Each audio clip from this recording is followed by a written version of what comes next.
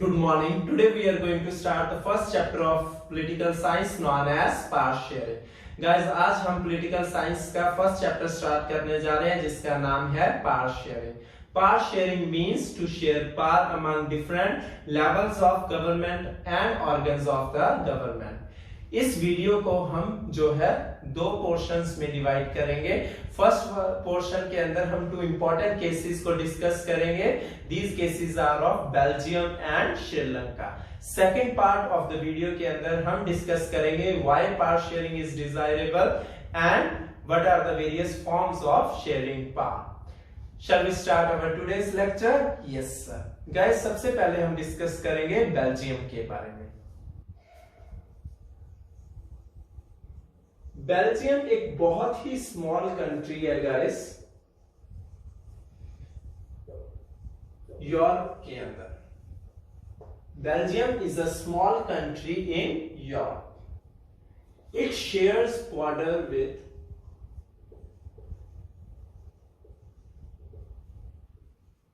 4 countries. Question पूछा जा सकता है कि बेल्जियम किन कंट्रीज के साथ अपना बॉर्डर जो है वो शेयर करती है. तो बेल्जियम जो है वो 4 कंट्रीज के साथ अपना बॉर्डर क्या करती है, शेयर करती है. वो कंट्रीज कौन सी हैं? France, Germany, Netherland, Luxembourg. इन 4 कंट्रीज के साथ बेल्जियम क्या करती है, अपना बॉर्डर जो है वो शेयर करती है. और बेल्जियम की कैपिटल कौन सी है? Brussels is a capital of Belgium.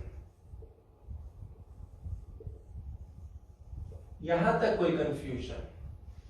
Belgium एक स्मॉल कंट्री है यूरोप के अंदर. वो 4 कंट्रीज के साथ क्या करती है, बॉर्डर शेयर करती है. और उसकी कैपिटल क्या है? Brussels is the capital of Belgium. Understood. अब हम स्टडी करेंगे ethnic composition of Belgium. Belgium की एथनिक कॉम्पोजिशन के बारे में हम स्टडी करेंगे. सर, एथनिक वर्ड का क्या मीनिंग है? यस गाइस, एथनिक एक बहुत ही इंपॉर्टेंट वर्ड है जो एक इंडिविजुअल क्वेश्चन की फॉर्म में पूछा जा सकता है. What do you mean bye ethnic? Simply it is a social division based on shared culture. Means society को डिवाइड करना on the basis of shared culture. Shared culture means language के basis पे आप उनको क्या कर रहे हो, डिवाइड कर रहे हो. कल्चर के बेसिस पे डिवाइड कर रहे हो, कस्टम के बेसिस पे डिवाइड कर रहे हो. ऐसे कॉम्पोजिशन को क्या बोला जाता है? एथनिक कॉम्पोजिशन बोला जाता है. मीन्स सोसाइटी को डिवाइड करना on the basis of language, on the basis of custom, on the basis of tradition. जैसे कि इंडिया की बात करें, Punjabi culture, Haryanvi culture, Rajasthani culture, तो ये सारे क्या है? ये एथनिक ग्रुप्स है. किसके? इंडिया के. अब हम किसकी कॉम्पोजिशन स्टडी करेंगे? बेल्जियम की. अंडरस्टूड. गाइस, बेल्जियम की एथनिक कॉम्पोजिशन जो है वो बहुत ज्यादा क्या है, कॉम्प्लेक्स है. क्यों कॉम्प्लेक्स है? क्योंकि हम जो केस डिस्कस करेंगे वो दोनों केस क्या है, ऑपोजिट है. बेल्जियम एज अ कंट्री की बात करेंगे तो उसकी एथनिक कॉम्पोजिशन अलग है. अगर हम ब्रुसेल्स की बात करेंगे जो कि कैपिटल है बेल्जियम की, उसकी कॉम्पोजिशन जो है वो अलग है. तो इसलिए हम कहते हैं कि इसकी एथनिक कॉम्पोजिशन बहुत ज्यादा क्या है, कॉम्प्लेक्स है. अंडरस्टूड. सबसे पहले बेल्जियम एज अ कंट्री, हम पूरी कंट्री की डिस्कस करेंगे एथनिक कॉम्पोजिशन. सेकंड हम क्या डिस्कस करेंगे? एथनिक कॉम्पोजिशन ऑफ ब्रुसेल्स, जो कि क्या है, कैपिटल है किसकी? बेल्जियम की. अंडरस्टूड. अगर हम Belgium as a whole study करें तो इसके अंदर गाइस 3 इंपॉर्टेंट लैंग्वेजेस बोली जाती हैं. Dutch, French and German. Dutch जो है वो सबसे ज्यादा लैंग्वेज बोले जाने वाली लैंग्वेज है किसकी? बेल्जियम की। 59% लोग जो हैं वो डच बोलते हैं और वो कौन से एरिया में रहते हैं? वो फ्लेमिश रीजन में रहते हैं। फ्लेमिश रीजन में रहने वाले लोग कौन सी लैंग्वेज बोलते हैं? डच बोलते हैं। और वो कितने परसेंट हैं? 59% लोग जो हैं बेल्जियम के वो कौन सी लैंग्वेज बोलते हैं? डच लैंग्वेज बोलते हैं। अगर हम फ्रेंच की बात करें, 40% पीपल जो है वो कौन सी लैंग्वेज बोलते हैं? वो फ्रेंच बोलते हैं। और ये कहां पर रहते हैं? ये वेलोनिया में रहते हैं। अंडरस्टूड। और जर्मन कितने परसेंट लोग बोलते हैं? जर्मन जो है वो 1% बोलते हैं। मींस बेल्जियम के अंदर 59% लोग डच बोलते हैं, 40% लोग जो है फ्रेंच बोलते हैं और 1% लोग जो है वो कौन सी लैंग्वेज बोलते हैं? वो जर्मन बोलते हैं। अंडरस्टूड। अगर हम ब्रुसेल्स की बात करें, यहां पर केस बहुत ज्यादा क्या है? अलग है। बेल्जियम के अंदर मेजोरिटी किसकी है? डच की। लेकिन ब्रुसेल्स के अंदर मेजोरिटी किसकी है? फ्रेंच की। कितने परसेंट लोग जो है फ्रेंच बोलते हैं ब्रुसेल्स में? 80%। और कितने परसेंट लोग जो हैं वो क्या बोलते हैं? डच 20%। अंडरस्टूड। तो आप देख सकते हो कंट्री में मेजोरिटी किसकी है? डच की। लेकिन ब्रुसेल्स में मेजोरिटी किसकी है? फ्रेंच की। तो इसलिए हम कह सकते हैं कि बेल्जियम की एथनिक कॉम्पोजिशन बहुत ज्यादा क्या है? कॉम्प्लेक्स है। अंडरस्टूड। अब हम इस केस को डिस्कस करेंगे कि ऐसे प्रॉब्लम क्या आई कि हमने इस केस को एनसीईआरटी की बुक में इंक्लूड किया है। गाइस, इस कंट्री की जो प्रॉब्लम आई, देखो, एक तरफ तो जो डच है वो सबसे ज्यादा है। कितने परसेंट? 59%। अगर हम ब्रुसेल्स की बात करें, वहां पर मेजोरिटी किसकी है? फ्रेंच पीपल की। वो कितनी है? 80%। अब मैं आपको सस्पेंस क्लियर करने लगा हूं। जो फ्रेंच पीपल हैं वो कितने हैं? 40%। कहां पर? बेल्जियम के अंदर। लेकिन ये कम परसेंटेज होने के बावजूद भी ये ज्यादा क्या है? ये पावरफुल है। ये ज्यादा क्या है? ये रिच है। ये ज्यादा पावरफुल है, ये ज्यादा क्या है? रिच है। नो डाउट ये मिनॉरिटी में है। कहां पर? बेल्जियम के अंदर। पहली प्रॉब्लम, ये पावरफुल भी है, रिच भी है। और दूसरी प्रॉब्लम क्या है? ब्रुसेल्स के अंदर इनकी मेजोरिटी है। तो इसका मतलब ये पूरे देश को क्या कर सकते हैं? अपने अकॉर्डिंग चला सकते हैं। अंडरस्टूड। यही डर किनके अंदर पैदा हो गया? डच पीपल के अंदर पैदा हो गया कि मिनॉरिटी में होने के बावजूद भी ये पावरफुल है, ये रिच है। ऊपर से ब्रुसेल्स के अंदर तो इनकी मेजोरिटी है ही। और ये इसके क्या हुआ? They got benefit. Who? French people. They got benefit in economic development and education much earlier than Dutch people. ऊपर से इकोनॉमिक डेवलपमेंट के अंदर, एजुकेशन के अंदर इनको ज्यादा प्रेफरेंस मिली। किससे? डच पीपल से। तो अब ज्यादा क्या हो गए हैं? डच पीपल इनसिक्योर हो गए हैं। Understood. This was the complete case about Belgium. अब हम सेकंड केस डिस्कस करेंगे। किसका? श्रीलंका का। फिर मैं आपको बताऊंगा दोनों कंट्रीज ने किस तरह से इन प्रॉब्लम्स को क्या किया? सॉर्ट आउट किया। अब हम बात करते हैं श्रीलंका के बारे में। श्रीलंका एक स्मॉल आइलैंड है। कहां पर? एशिया के अंदर। It is our neighbouring country, ये इंडिया की नेबरिंग कंट्री है ना। और ये कहां पर लाई करती है, ये सदर्न कोस्ट के साथ लाई करती है तमिलनाडु के। तो ये एशिया के अंदर एक स्मॉल आइलैंड है और ये किसकी नेबरिंग कंट्री है, ये इंडिया की नेबरिंग कंट्री है। अगर आप इतना चाहते हो तो लिख सकते हो it is a neighbouring country of India. ये इंडिया के साथ बॉर्डर क्या करती है, शेयर करती है, वाटर बॉर्डर शेयर करती है। अंडरस्टूड। अब हम एथनिक कॉम्पोजिशन किसकी स्टडी करेंगे, श्रीलंका की। गाइस श्रीलंका के अंदर सबसे ज्यादा बोले जाने वाली लैंग्वेज जो है वो कौन सी लैंग्वेज है, सिंहाला।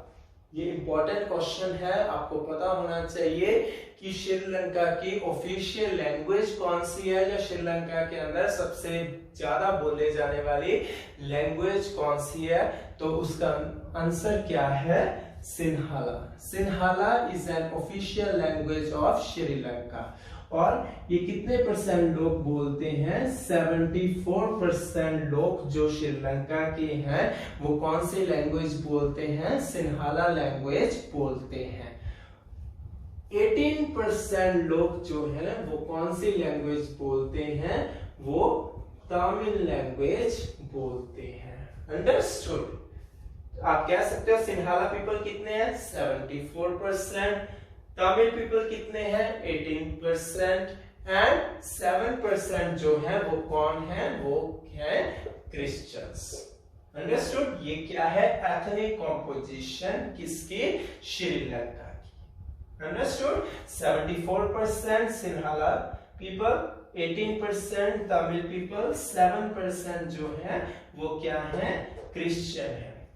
18% के अंदर गाइस अगर हम इसको फर्दर डिवाइड करें, 13% जो है वो श्रीलंकन तमिल है, मींस श्रीलंका के नेटिव्स जो पहले से ही कहां पर रहते थे, श्रीलंका में रहते थे, वो कितने परसेंट है, 13%। और 5% जो है वो कौन है, वो इंडियन है, जो कहां शिफ्ट हुए थे, श्रीलंका के अंदर as a labourer. Understood. Tamil 13% Sri Lankan Tamil है, 5% जो है वो इंडियन है जो वहां पर शिफ्ट हुए। तो टोटल कितने परसेंट तमिल पीपल रहते हैं श्रीलंका में, 18%। एग्री। अब हम बात करेंगे इनके रिलीजन के बारे में। सिंहाला पीपल का जो रिलीजन है वो कौन सा है, बुद्धिज्म। ज्यादातर लोग जो सिंहाला बोलने वाले हैं वो किस रिलीजन को फॉलो करते हैं, वो बुद्धिज्म को फॉलो करते हैं। क्वेश्चन पूछा जा सकता है कि ऑफिशियल रिलीजन कौन सा है श्रीलंका का, तो आपको पता होना चाहिए Buddhism is considered as official religion. अगर तमिल की बात करें तो तमिल के अंदर मुस्लिम लोग भी हैं एंड आप बात कर सकते हो ये हिंदू भी है। अंडरस्टूड। अब प्रॉब्लम क्या आई, मेजॉरिटी के अंदर कौन है, सिंहाला पीपल, और मिनॉरिटी के अंदर कौन है, तमिल पीपल। तो अब इनको क्या हुआ, इनसिक्योरिटी हुई। किन कारणों से इनसिक्योरिटी हुई वो मैं अभी डिस्कस करने वाला हूं। आपको यहां तक समझ आ गया, yes. Now we are going to discuss कि ऐसे क्या प्रॉब्लम आई कि जो ये केस एनसीईआरटी की बुक में इंक्लूड किया गया। Guys Sri Lanka followed a concept. ये कॉन्सेप्ट आपको 1 मार्क के लिए पूछा जा सकता है, आप इसको लिख लीजिए। This is known as मेजॉरिटेरिज्म।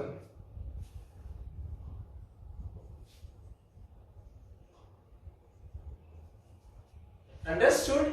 ये क्वेश्चन आपको आ सकता है कि मेजॉरिटेरिज्म क्या है। This is N. This is simply means when majority rules over the minority. Means जो majority में है वो किसको रूल करेगा, minority को रूल करेगा according to इट्स विशेस, जैसा चाहे वैसा रूल बनाए, जैसे मन मर्जी करे। ये किसके ऊपर आएगा? ये मेजोरिटी वाला मिनॉरिटी के ऊपर अपनी मर्जी चला सकता है, अपने फेवर में डिसीजन बना सकता है। ऐसे कॉन्सेप्ट को क्या बोला जाता है? Majoritarianism. Understood? So write down, it means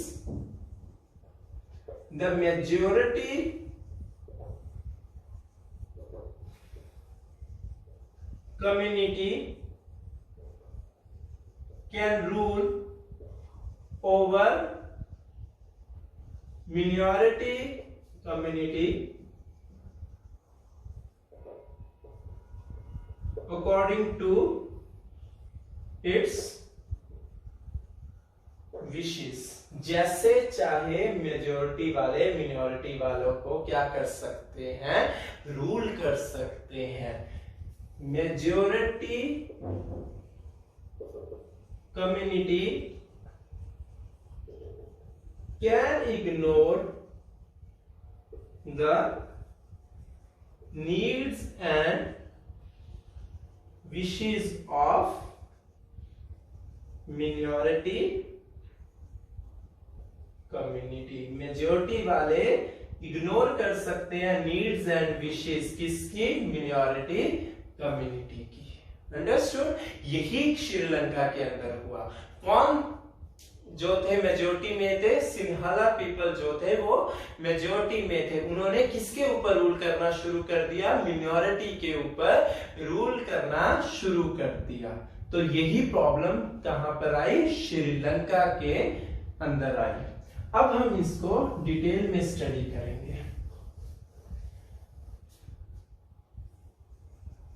reasons क्या थे जो कॉन्फ्लिक्ट्स आए Sinhala people and Tamil people के अंदर? First one, preferences were given to Sinhala people in government job। Government job के अंदर किसको प्रेफरेंस दी गई?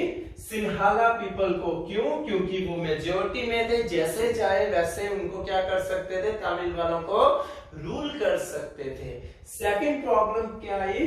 Preferences were given to Sinhala people in education, और you can say university education. University के अंदर एजुकेशन रिसीव करने के लिए भी प्रेफरेंसेस किसको दी गई? सिंहला पीपल को दी गई। Third, they made Sinhala as an official language. उन्होंने सिंहला को कौन सी लैंग्वेज बना दिया? ऑफिशियल लैंग्वेज बना दिया। Next one, they made Buddhism as an official religion। उन्होंने बुद्धिज्म को भी ऑफिशियल रिलीजन बना दिया। क्यों? क्योंकि सिंहला लोग किस रिलीजन से बिलोंग करते थे? बुद्धिज्म रिलीजन से बिलोंग करते थे। तो ये चीज जो है तमिल वालों को अच्छी नहीं लगी। उनको लगा कि ये लोग क्या कर रहे हैं? डिस्क्रिमिनेट कर रहे हैं हमारे साथ। सो उन्होंने अपनी क्या रखी? कुछ डिमांड्स रखी। किसने? तमिल लोगों ने। तमिल लोगों ने अपनी डिमांड गवर्नमेंट के आगे रखी। वो डिमांड्स क्या है? फर्स्ट उन्होंने कहा कि Tamil language should be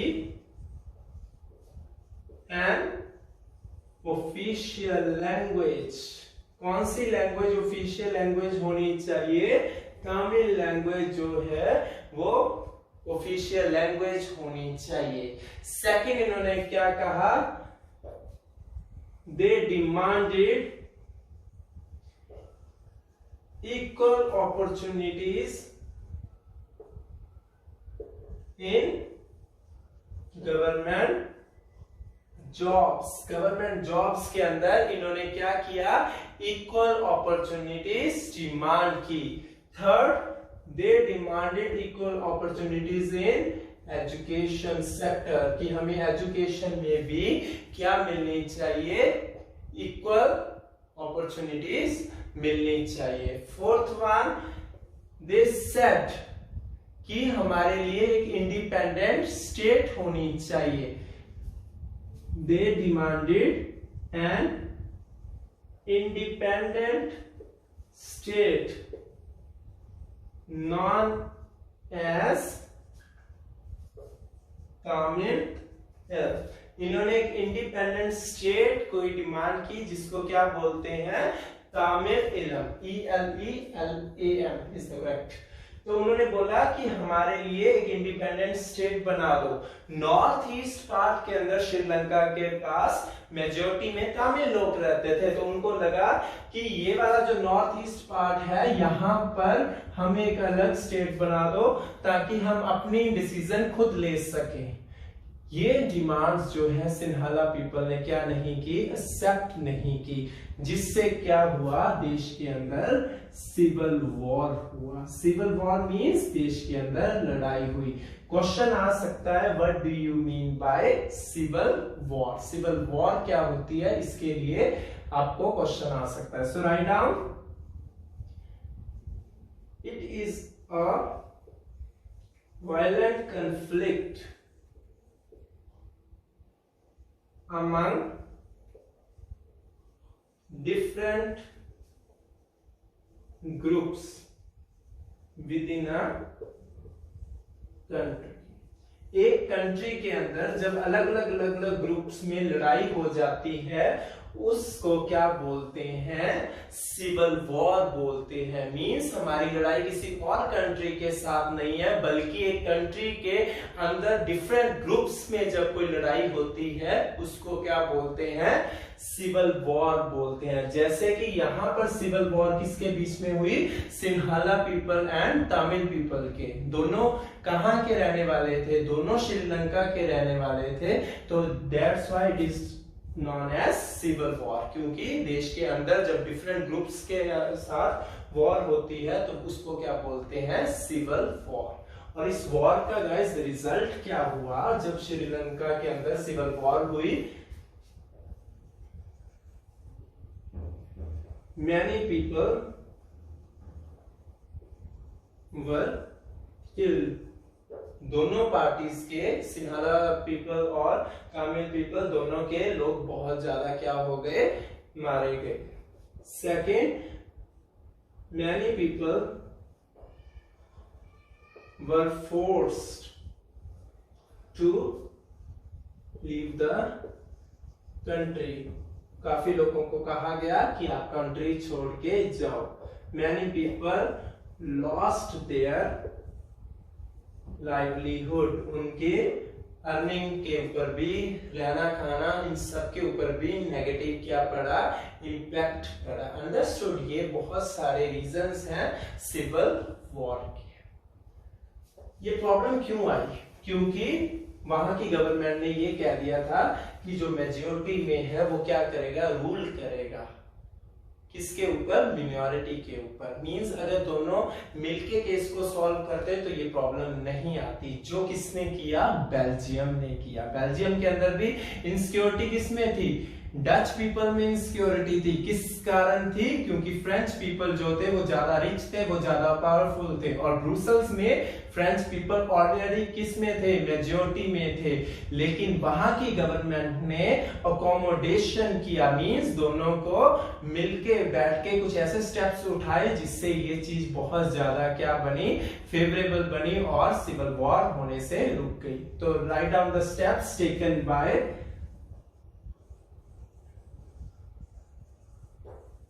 Belgium government. Belgium government ने कौन कौन से स्टेप्स उठाए, आप इसको कह सकते हो Belgium model of power sharing. First one, equal number of ministers in the central government of both the parties। Central government जो थी बेल्जियम की, उसके अंदर इक्वल नंबर ऑफ मिनिस्टर्स रखे गए दोनों पार्टीज के। दोनों पार्टीज कौन कौन सी थी? French and Dutch. उनके इक्वल रिप्रेजेंटेटिव्स रखे गए ताकि कोई भी एक तरफ का डिसीजन ना ले पाए। अंडरस्टूड? देखो कितना अच्छा डिसीजन था। Second one, separate government was made for Brussels and it has equal members। Separate government बनाई गई ब्रुसेल्स के लिए, वहां पर भी इक्वल मेंबर्स रखे गए डच एंड व्हाट टू से फ्रेंच पीपल के। जैसे सेंट्रल गवर्नमेंट में रखे वैसे ही इक्वल नंबर ऑफ क्या रखे गए? मेंबर्स रखे गए। सेपरेट गवर्नमेंट जो बनी थी कहां पर? ब्रुसेल्स के अंदर। तीसरा, community government. This is very important, कई बार अलग से क्वेश्चन आ जाता है। Right a short note on community government. It is a third type of government. ये थर्ड टाइप ऑफ गवर्नमेंट है कहां की? बेल्जियम की। It deals with cultural, language, etc. issues। In issues से डील करने के लिए एक अलग गवर्नमेंट बनाई जिसका नाम क्या था? Community government. ये किसके साथ डील करती थी? ये कल्चर के साथ डील करती थी, ये लैंग्वेज के साथ डील करती थी, ये एजुकेशनल इश्यूज के साथ क्या करती थी?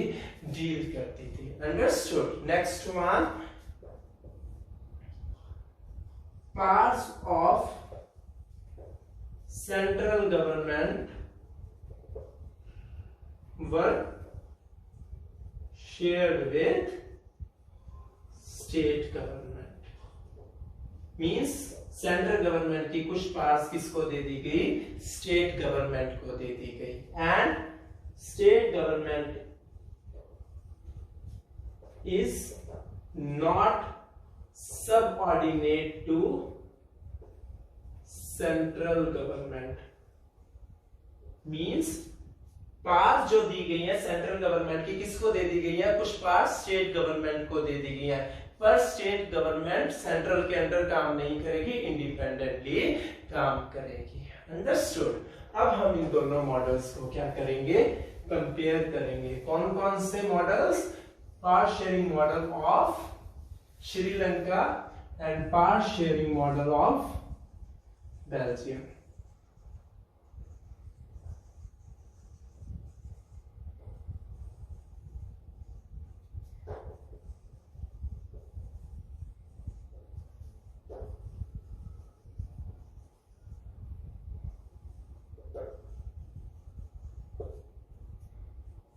फर्स्ट, इस मॉडल के अंदर क्या था? दोनों को इक्वल पावर दी गई। They share equal parts between both the parties. दोनों पार्टीज डच एंड फ्रेंच दोनों में इक्वल पार्ट शेयर की गई, लेकिन बेल्जियम के अंदर they did not share equal parts between both the parties. इन्होंने क्या किया? इक्वल पार्ट्स शेयर की दोनों पार्टीज में। श्रीलंका ने इक्वल पार्ट्स जो है वो शेयर नहीं की। Understood? Second, community government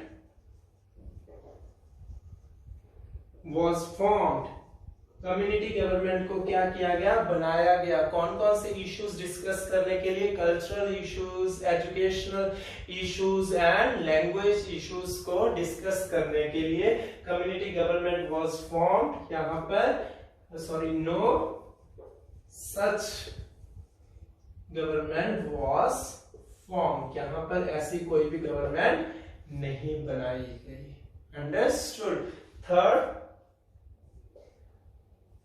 it avoids civil war. It led to civil war.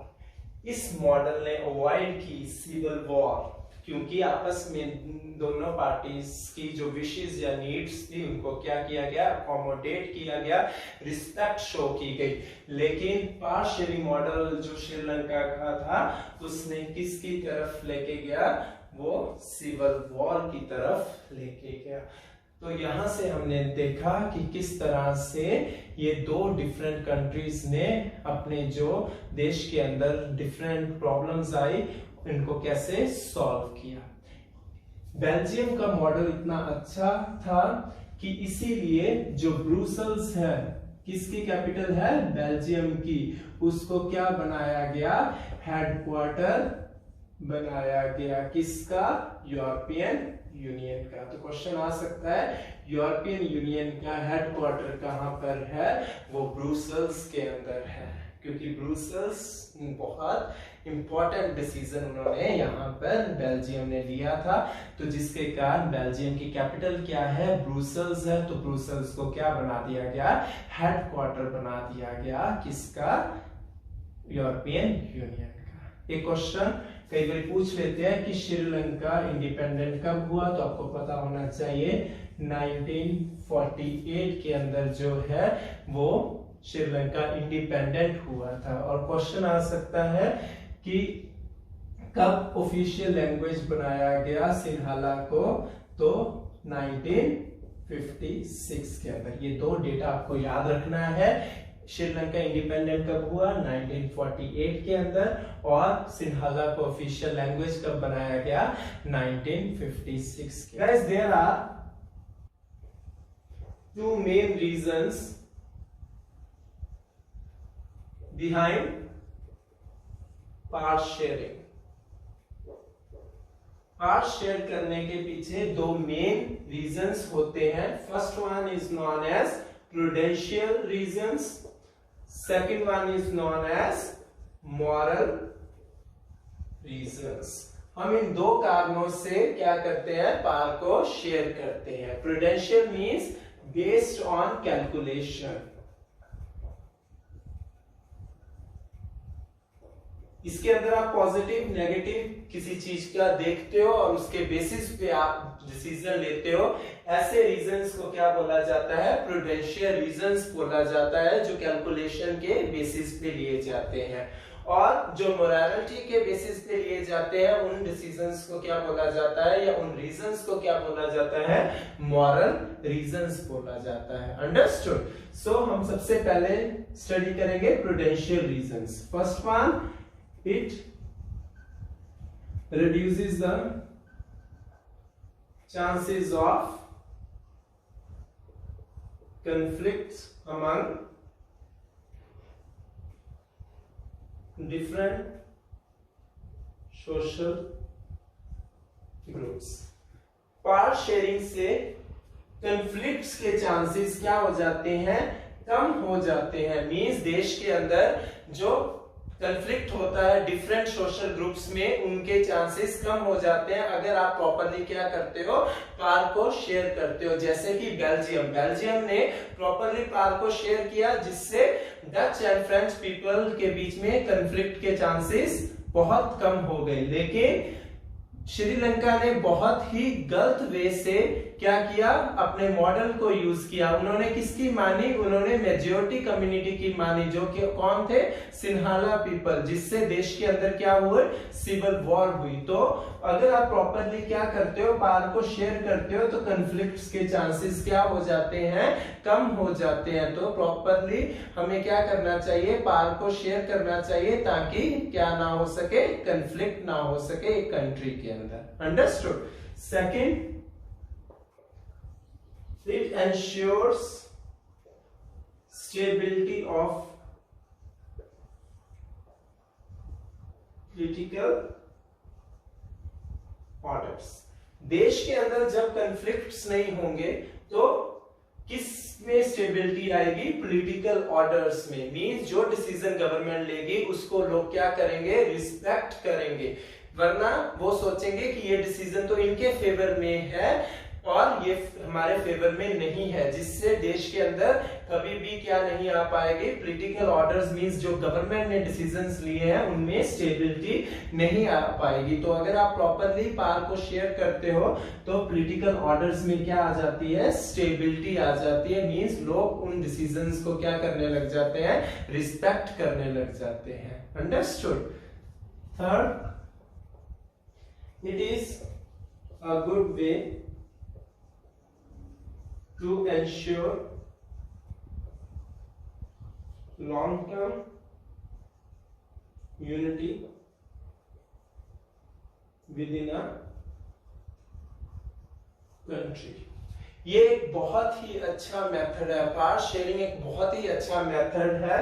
क्या करने के लिए, लॉन्ग टर्म यूनिटी को प्रमोट करने के लिए एक कंट्री के अंदर। अदरवाइज अगर आप शॉर्ट रन को बेसिस मान के आप डिसीजन ले लेते हो, जैसे कि सिन्हाला पीपल ने डिसीजन लिया, वो शॉर्ट रन के लिए अच्छा डिसीजन था, लेकिन लॉन्ग रन के लिए उसने किसके ऊपर इफेक्ट किया, देश की यूनिटी के ऊपर इफेक्ट किया। तो इसलिए पावर शेयरिंग जो है वो बहुत ज्यादा इंपॉर्टेंट है अगर आपको लॉन्ग टर्म यूनिटी बनाए रखनी है।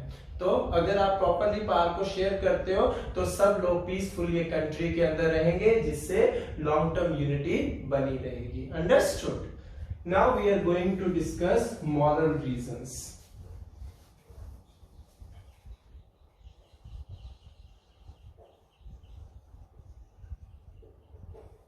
First one, it is very spirit of democracy. खुद डेमोक्रेसी ये डिमांड करती है कि पावर को क्या किया जा सके, शेयर किया जा सके as many as in different group of people. क्यों? क्योंकि अगर पावर शेयर नहीं होती जनरल पब्लिक में तो वो डेमोक्रेसी है ही नहीं। तो एक बेसिक जो प्रिंसिपल है डेमोक्रेसी का, वो क्या कहता है कि पावर को शेयर करो डिफरेंट ग्रुप्स ऑफ पीपल में। तो इस बेसिस पे भी हमें पावर को क्या करना चाहिए, शेयर करना चाहिए। It is necessary to share power among people who are going to be affected by the decision।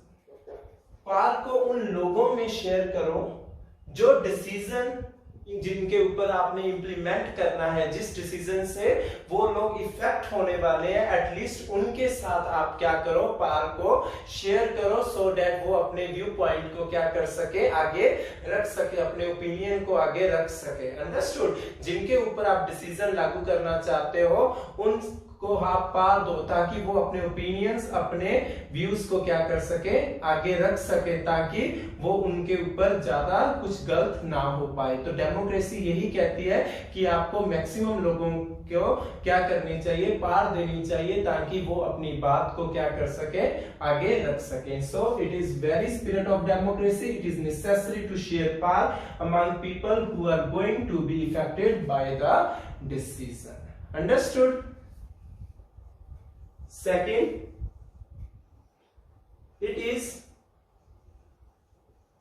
very good thing to ensure active participation. ये बहुत ही अच्छी चीज है। कौन सी? पार्ट शेयरिंग एक बहुत ही इंपॉर्टेंट चीज है। अगर आप क्या करना चाहते हो, एंश्योर करना चाहते हो active participation of the people. अगर आप उनको पार ही नहीं दोगे तो वो एक्टिवली क्या नहीं करेंगे, पार्टिसिपेट नहीं करेंगे डिसीजन मेकिंग प्रोसेस में। तो इसलिए आप उनको क्या दो, आप उनको पार दो ताकि वो एक्टिवली इन्वॉल्व कर सके in the decision making process. Understood? तो इन रीजन से हमें पावर को क्या करना चाहिए, लोगों में डिस्ट्रीब्यूट करना चाहिए। डिफरेंट लेवल्स ऑफ गवर्नमेंट में पावर को क्या करना चाहिए, डिस्ट्रीब्यूट करना चाहिए। Understood? Now we are going to discuss the second part of the video known as forms of power sharing. Guys, there are 4 main forms of power sharing. Power sharing की 4 important forms हैं, जो कि है horizontal power sharing, vertical power sharing among different social groups, fourth one is power sharing among political parties and pressure groups. These are the 4 forms of power sharing. Now I am going to discuss one by one. सबसे पहले हम discuss करेंगे horizontal power sharing. Horizontal power sharing सबसे basic concept है। Guess, ये कौन सी line है? ये हॉरिजॉन्टल लाइन है। यहीं से ही आप इसको पॉइंट को अच्छी तरह से समझ पाओगे। Horizontal power sharing means to share power among different organs of the government, such as legislature, executive and judiciary। Power को शेयर करना गवर्नमेंट के डिफरेंट ऑर्गन्स में, उसको क्या बोलते हैं, horizontal power share. To share power among different organs of the government. Government के different organs कौन से हैं? Legislature, executive and judiciary. जब आप इनमें पावर शेयर करते हो उसको क्या बोलते हैं, हॉरिजॉन्टल पावर शेयरिंग। अंडरस्टूड? इसके अंदर क्या होता है गाइस, आप किसी को, चाहे वो लेजिस्लेचर है, चाहे वो एग्जीक्यूटिव है, चाहे वो जुडिशरी है, आप किसी को भी ज्यादा या कम इंपॉर्टेंट नहीं समझते। आप सभी ऑर्गन्स को क्या करते हो, सेम लेवल पे क्या करते हो, प्लेस करते हो। इसलिए मैंने आपको कहा था कि आपको इस लाइन से याद रखना है हॉरिजॉन्टल पावर शेयरिंग। मींस ना तो हम कह सकते हैं कि लेजिस्लेचर ज्यादा इंपॉर्टेंट है और जुडिशरी कम इंपॉर्टेंट है, ना ही हम कह सकते हैं एग्जीक्यूटिव ज्यादा इंपॉर्टेंट है, जुडिशरी जो है वो कम इंपॉर्टेंट है। ऐसा कुछ नहीं है। इन सभी की अपने क्या है, पार्ट्स है। इसलिए इनको क्या रखा जाता है, सेम लेवल पे रखा जाता है। यहाँ पर लेजिस्लेटिव, एग्जीक्यूटिव एंड जुडिशरी तीनों किस लेवल पे है, सेम लेवल पे है। Understood? Now we are going to discuss second type, that is known as vertical power sharing। Vertical power sharing के लिए आपको वर्टिकल लाइन को याद रखना है। अंडरस्टूड? हॉरिजॉन्टल आपको समझ आ गया। जब आप डिफरेंट ऑर्गन्स को गवर्नमेंट के सेम लेवल पे रखते हो और उनमें पावर को क्या करते हो, शेयर करते हो, तो उसको क्या बोलते हैं, हॉरिजॉन्टल। अब हम बात करने जा रहे हैं वर्टिकल पावर शेयरिंग की, और यहाँ पर आपने वर्टिकल लाइन को याद रखना है। Vertical power sharing means to share power among different levels of government। जब आप गवर्नमेंट के डिफरेंट लेवल्स में पावर शेयर करते हो उसको क्या बोलते हैं, वर्टिकल पावर शेयरिंग। जैसे कि डिफरेंट फॉर्म्स ऑफ गवर्नमेंट कौन सी होती हैं, डेमोक्रेटिक हो गई, यस, और मोनार्की हो गई, ये फॉर्म्स ऑफ गवर्नमेंट है। लेवल कौन से हैं, जैसे कि सेंट्रल गवर्नमेंट, और इसको दूसरा नाम क्या होता है, यूनियन गवर्नमेंट। दूसरा लेवल स्टेट, फिर डिस्ट्रिक्ट लेवल, उसके नीचे भी म्यूनिसिपैलिटीज, पंचायत। मींस इन लेवल्स में जब आप पावर को शेयर करते हो, this is known as vertical power sharing. Central government ज्यादा वर्टू से इंपॉर्टेंट होती है या पावरफुल होती है as compared to state government, तो ये सेम लेवल पे प्लेस नहीं करती, ये अपर टू लोअर लेवल में अरेंज करती है गवर्नमेंट को एज पर पावर्स। तो आप कह सकते हो vertical power sharing means to share power among different levels of government. जब गवर्नमेंट के डिफरेंट लेवल्स जैसे कि central level, state level, district level या अदर लेवल्स में आप पावर को क्या करते हो, शेयर करते हो, तो वो कौन सी पावर होती है, वो वर्टिकल पावर शेयरिंग होती है। Understood. Next one is power sharing among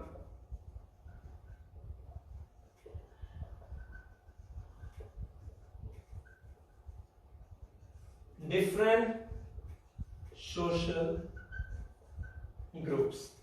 power को शेयर करना different social group means minority groups में आप क्या करते हो, पावर को शेयर करते हो। तो to share power among different social groups such as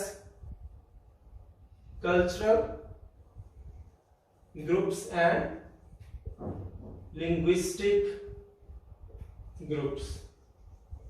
cultural groups तो आपको पता ही है, linguistic means on the basis of language. Means आप माइनॉरिटी ग्रुप्स में भी क्या करते हो, पावर को शेयर करते हो, तो उसको क्या बोलते हैं, to share power among different social groups.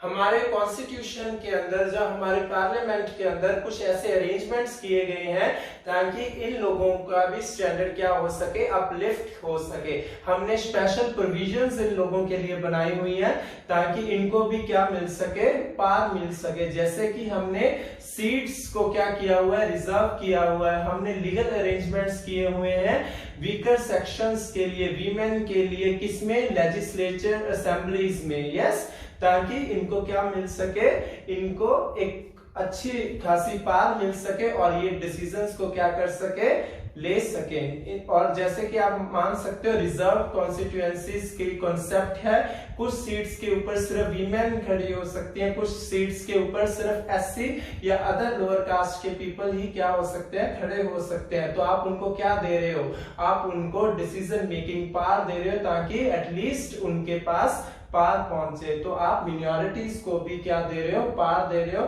तो उसको क्या बोलते हैं, power sharing among different social groups. Understood. Now we are going to discuss the last point known as power sharing among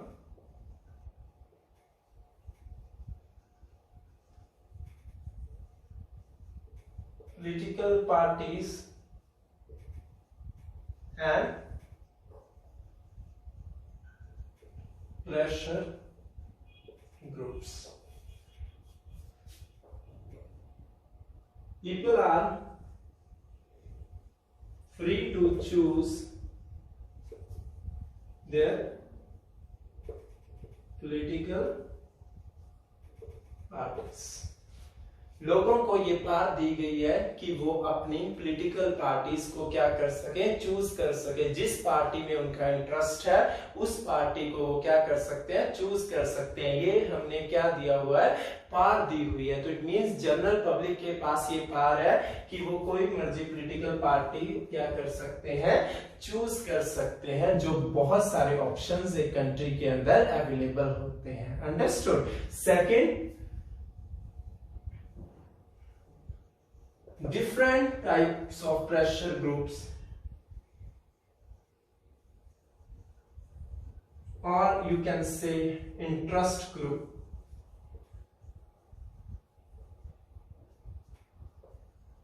such as Kisan Union, Labor Union, Group of Industrialists,